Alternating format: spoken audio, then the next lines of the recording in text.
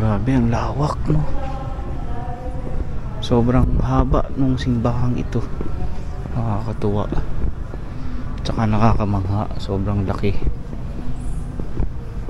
So sa gilid din ng simbahan, makikita rin natin yung pinaka kumbento ng pari. Na halos siyempre kasabay lang din yan ng simbahan na itinayo. Gawa din siya sa bricks. Tingnan mo, dito open pa. Pero marami na ring naririnig akong paniki.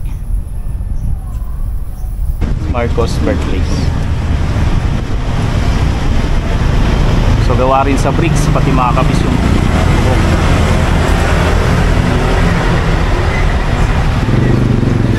ito po, may kanila rin to, sir? Oo, radyo na po yan, sir. Pero kasi pang gamit dito kasi kaysa so ito yung short. si Don Mariano hindi mo ba kumabot. Lumilipas ang panahon, kabiyak ng ating gunutan, ang mga punot halaman, bakit kailangan lumisan? Panapanahon ng pagkakataon, may babalik bang kahapon?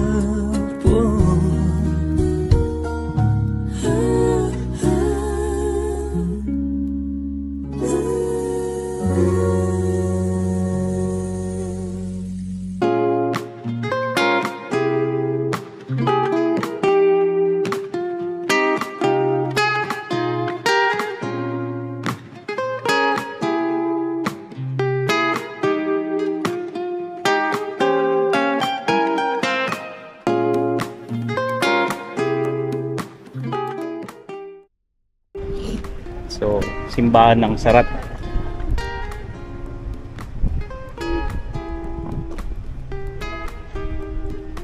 Yun mga kasiyasat, nandito naman tayo ngayon sa Sarat, Ilocos Norte. Ito yung sinasabi nila na simbahan na mayroong longest aisle. So, kung magpapakasal ka, maglalakad ka sa aisle, talagang mananamnam mo yung kahabaan ng aisle na simbahang ito. Ito yung Santa Monica Parish Church. So gawa din siya sa bricks, no, yung parang mga tisa. Formerly Church of San Miguel in commemoration of Sarat of First Missionaries to the Peace San Miguel, September 29, 1724. Church tower were constructed 1779. First completed was 1769. Sukoy natin yung loob.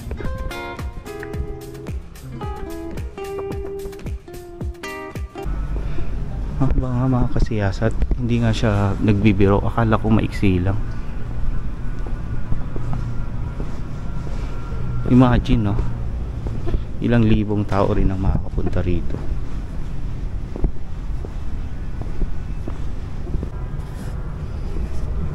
City. Grabe, ang lawak, no? Sobrang haba nung simbahang ito.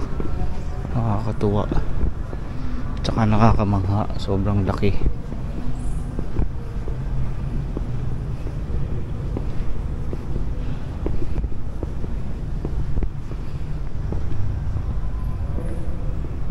So yung mga kahoy-kahoy na sa taas, ano, siguro yan pa yung dating mga kahoy din.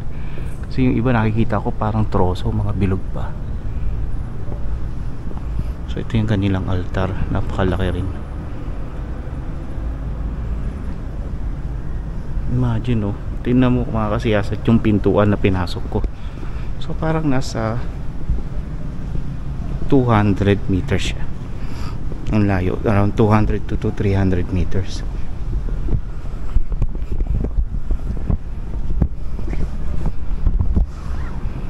So hindi na, ang napalitan na lang siguro dito yung mga yero sa taas.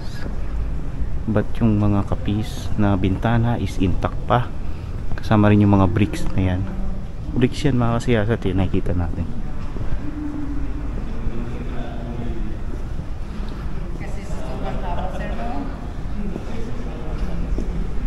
Haba, parang 300 meters, no? Oo. Pag nagpakasal ka, sir, sulit na sulit yung misis mo, no? Oo. Maghaba na Ilang lalakad. kanta kaya yung papatugtog dito? Patutugtog, sir. Magiging medley yung isang kanta pa lang. Oo. Masasama. Siyempre dahan-dahan yun. Oo, sir. Ganda.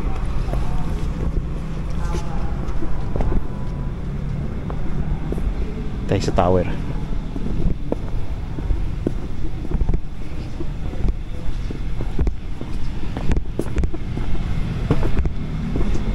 Yun. So ito naman yung tower ng simbahan. Tignan natin kung may papasukin natin yun. Pero kung titingnan nyo yung gilid ng simbahan, no, napakalaki. Ang ganda. Dito tayo dun sa kanyang tower.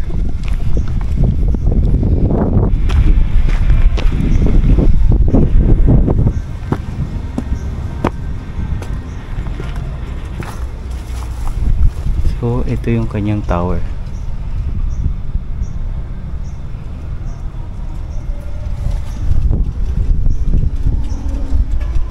Okay, parang clay siya na bricks, no?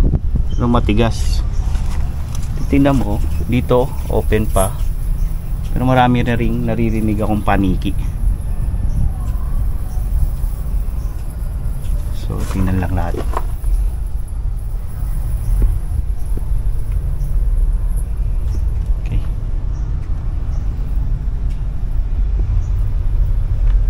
So kadalasan ng mga tower hindi na rin napapasok kasi medyo delikado na. So ito okay pa naman. Pero nagkailangan lang tayo pumasok kasi baka malaglag pa doon. So wala tayong permit na pumasok doon at wala tayong kasama. So dito na tayo sa harap.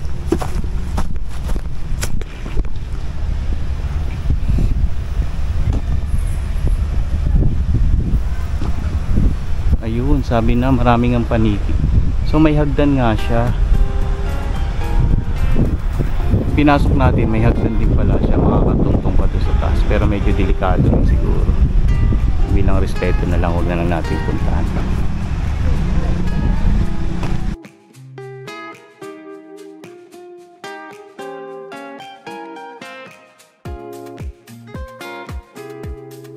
Marcos birthplace. So gawa rin sa bricks, pati mga kapis yung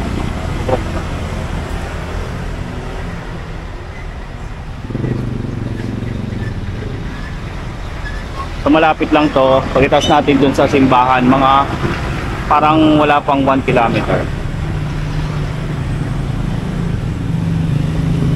Sukin natin.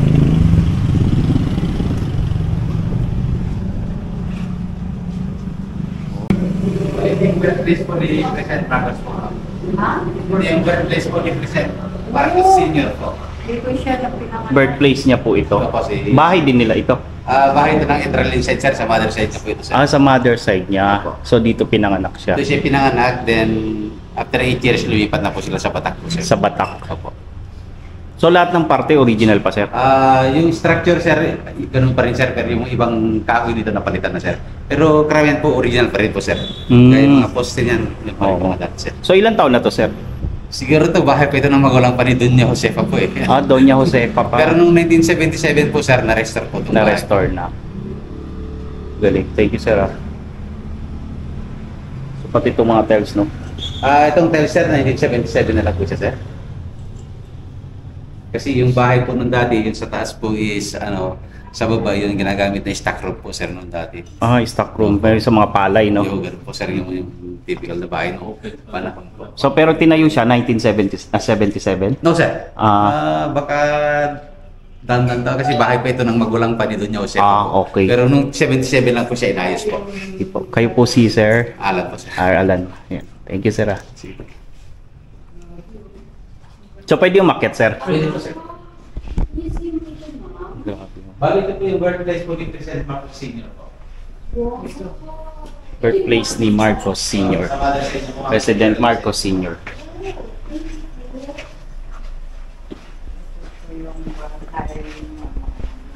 Nara? Yakal, sir. Yakal. Ah, okay.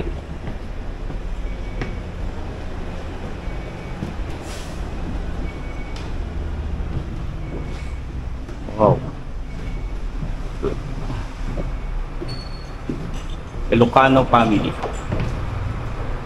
Bali yan po yung portrait ng family Marcos, sir. Bali yan po si Don Mariano, Don Josefa. Ang panganay po na anak sir is si President Marcos po. Then si Dr. Pacifico. And Ma'am Elizabeth Pion po. Yung si Ma'am Porto na Barba po, wala pa po dyan po. Wow. So ito personal na gamit nila, sir? Sir, yung mga ibang gamit na po, nasira na rin po sa tagal po na ano. Bali yan po yung room na kung saan si President Marcos. Dito, sir. So dito pinanganak si President Marcos Sr.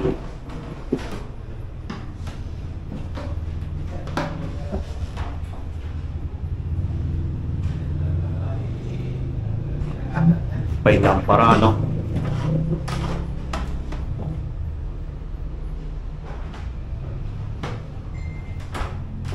So yung maleta.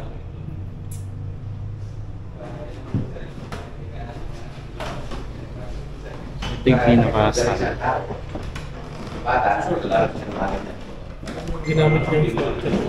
Short po nito to. Young Ferdinand. Okay.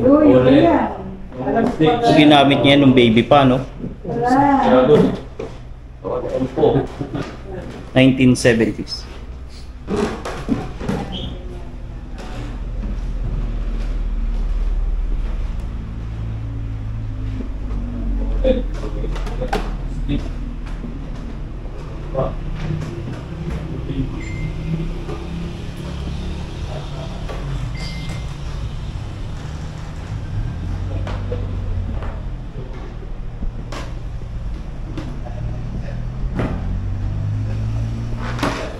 Dito yung kanyang nanay, si Doña Josefa Marcos, aka si President Bongbong Marcos.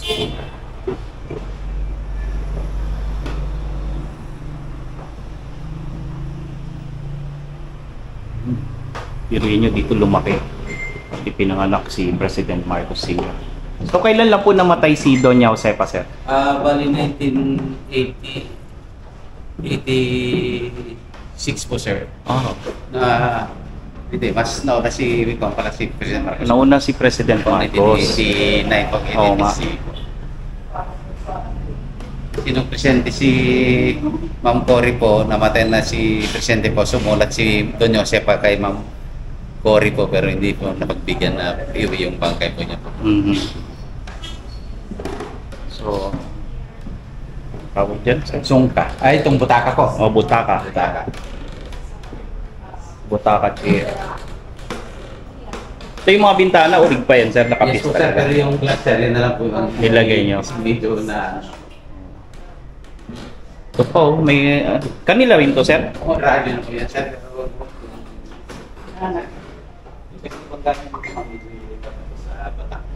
Ang nilipat sa Batak. Tapos wala na po, sir.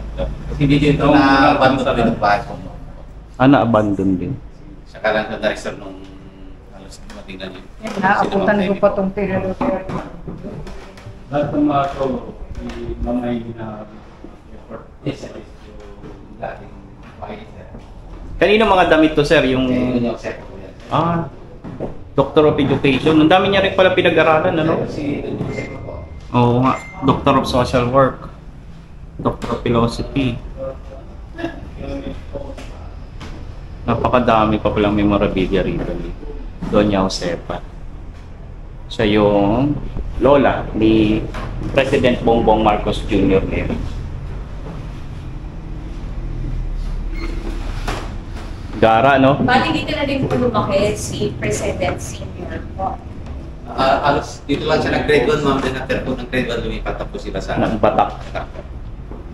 Pero sa ngayon po, pati sa Presidente dito po may bahay sa Sara.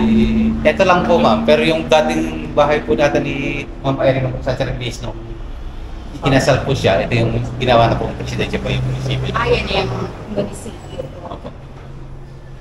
Ayun, sa lutuin PXO na pangalan ni President. Sa Suba. Sa may Sandals po, sa may Suba po. Papunta kayo din mo. Babae naman siya po doon sa may Malacanang po. Vacation house yung po yun, pero kasi kaysa. So, ito yung short. Si Don Mariano, hindi mo siya pagmumako. Yung nanay at tatay niya po. So, na-restore na raw ito. Pinaka-order po sa rin. So, dito, may balon din dito. Wow. So, kung maalala nyo yung Constantino Mansion, may ganito rin siya. Pinaka-balon sa ilalim ng tubig. Pwede i-extend lang sa baba. Oo. Ito yung kusina. So, naayos na lang din na to, no? CR. Oh, modern. Modern na yung CR. So, tisa pa rin yung kanyang bubong. Oo, tisa, oh. Galing. So, ikot tayo sa palibot.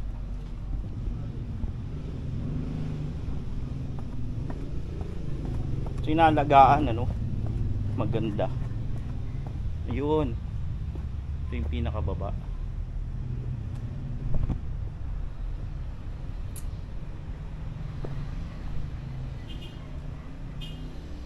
Dito tayo sa gilid ng bahay.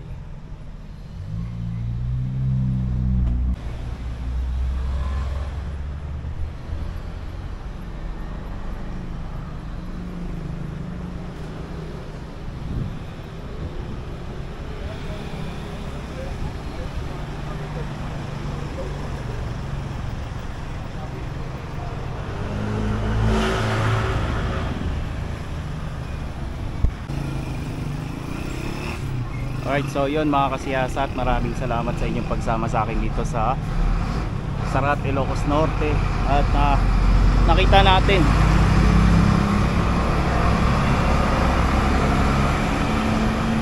natin yung birthplace ng ating President Bongbong Marcos Sr. Ayan. Maraming salamat muli. Ako po si Jabs at salamat po sa inyong pagsama sa akin. Lumilipas ang panahon, kabiyak ng ating gunutan, ang mga punot halaman. Bakit kailangan lumisan? Panapanahon ng pagkakataon, may babalik bang kahapon?